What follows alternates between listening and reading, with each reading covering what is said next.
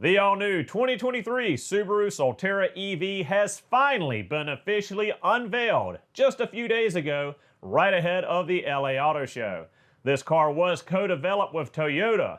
That said, Subaru has done its part to change design and features to set the Solterra apart from its Toyota sister vehicle, the BZ4X.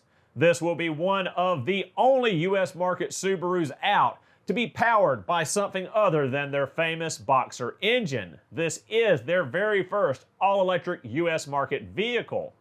All the specs, all the information, everything we know about the Solterra ahead now on Subaru News.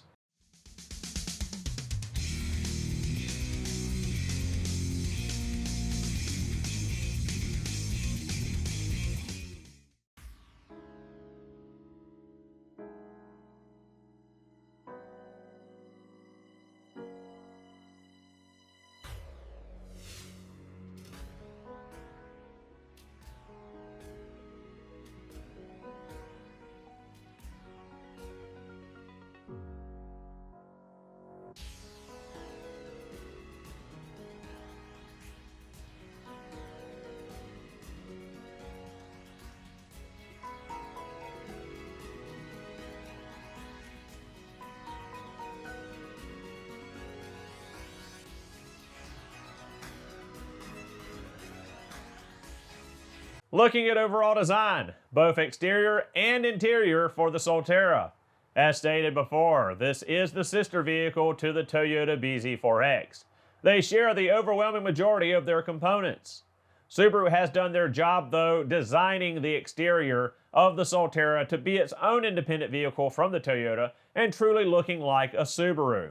Sharp lines and angular corners, the large hexagonal grille, the C-shaped LED daytime running lights, the plastic overmold around the wheel wells and down the rockers, the 18-inch wheels, all very utilitarian, all very Subaru in design.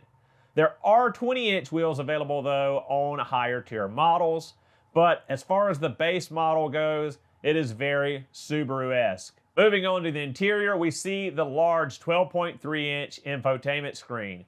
We also see a very large, full of storage center console.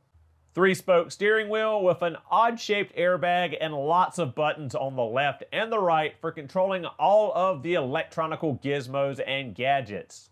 The interior is very large and spacious feeling thanks to the glass roof, also the fact that the drivetrain and wheels have been pushed out further to the corners of the vehicle, allowing for more occupancy and cargo space. A big advantage to an electric vehicle compared to a traditional internal combustion engine vehicle. Talking about space and dimensions, the overall width of the Solterra is 73.2 inches. The height is 64.9 inches and the length is 184.6 inches. Overall ground clearance is 8.3 inches, which makes it more than capable of handling gravel roads and light off-road situations. It weighs in just over 2 tons. These dimensions put it in line with roughly the size of the modern Forester.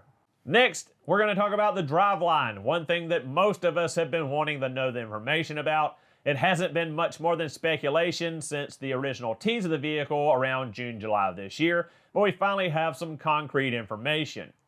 The Solterra will be all-wheel drive, continuing the tradition of Subaru vehicles.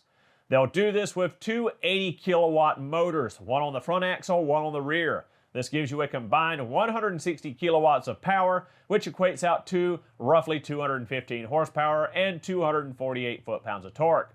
This power will accelerate the Solterra from 0 to 60 in about 7.5 seconds. Definitely not Tesla levels of acceleration. You're not going to see that here, but it is faster than, say, a 2020 2.5 naturally aspirated Outback, but not quite as fast as a new 2.4 Turbo XT Outback, so it's kind of in the middle ground, typical of what a Subaru vehicle would accelerate like. Now that we know how the Subaru Solterra is propelled, how big is the battery, what's our range on it, and how long will it take to charge it once we deplete it? The Solterra will come with a 71.4 kilowatt hour lithium-ion battery pack. This will give you about 285 miles or 460 kilometers of overall range. Now that is your maximum best case scenario range. In real world driving, you were likely to see somewhere between 200 220 miles per full charge. On to charging, this is where things get a little disappointing. The Solterra will be equipped with an onboard 6.6 kilowatt AC charger. This is quite below the median on EV vehicles right now, which is around 11 kilowatts. They do charge much more effectively on a DC charger with a peak of 150 kilowatts, but finding the DC charging is probably going to be slim pickings. That said, this is nowhere near what you'd get from a Tesla, especially with Tesla supercharging. So don't expect to be a long-range vehicle or something you can drive other than like a quick city runabout or something that's going to be, less than a 200-mile round trip, because charging is going to take quite a bit of time. So rounding out at pricing, Subaru has not released any official MSRP for the Solterra yet. Best guesses, best estimates going around the internet right now are a base MSRP of about $45,000. Now, that is quite a bit higher than a base gasoline-powered Subaru, but as far as EVs go, that's not terrible. Say, look at a Tesla Model X, you'd be saving about $50,000 if the MSRP of $45,000 is correct. You're not going to get the performance of the Tesla, but you are going to get a very well-researched, developed, and engineered Toyota Subaru product.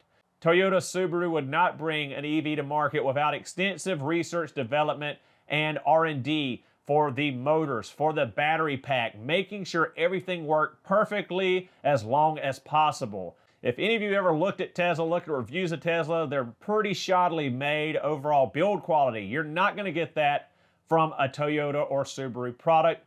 This car will be pin perfect like most Toyotas are. I'm not a Toyota praiser, but I can't deny they do put their time and money into research, development, and making a solid product at the end of the day.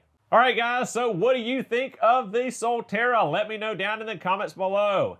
Now that we've got some specs and numbers, are you more likely to get the Solterra or less likely to get the Solterra if you were thinking about it?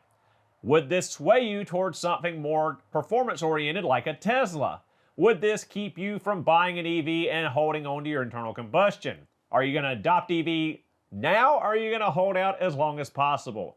What do you guys think? Is this going to be a good alternative to Outback, Legacy, Crosstrek, Ascent for you northern viewers in the winter months, in the cold climates? Do you think that this will be something that will be feasible, or do we need to keep the internal combustion engine for these areas?